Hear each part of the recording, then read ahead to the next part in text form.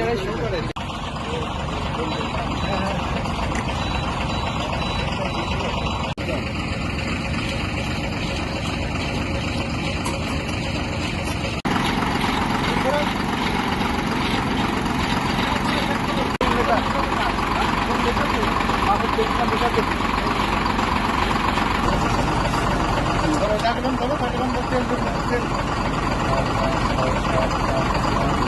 এই বন্ধু এই জায়গায় তেল পড়তো না 7 দাগ।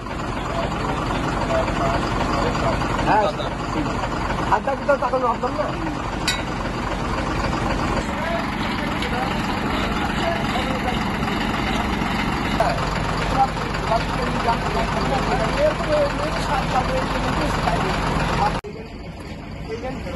এই গাড়ি আরেকটা আমরা ওই পাশে গাড়ি ওই পাশে আসবে না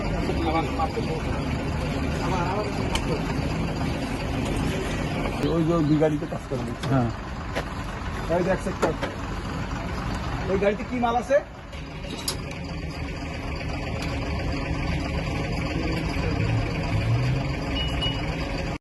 আরেকটা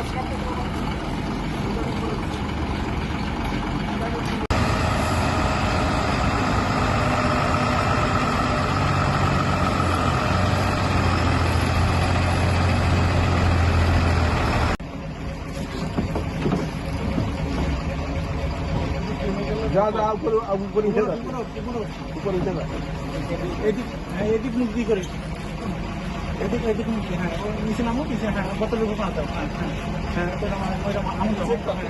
হ্যাঁ এমনি আমরা বোতল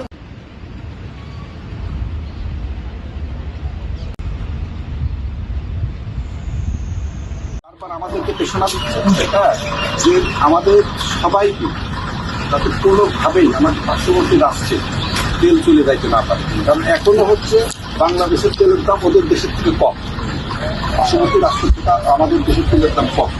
কম বুঝে না যেখান থেকে আনে সেখান থেকে কম কিনে আনে তা না, এই দেশের সরকার এই তেলের উপরে ভর্তুকি দেয়, অনেক টাকা ভর্তুকি দেয়, হয়তো আমি সেটা 100 টাকা করে কিনতে পারি, বুঝছেন।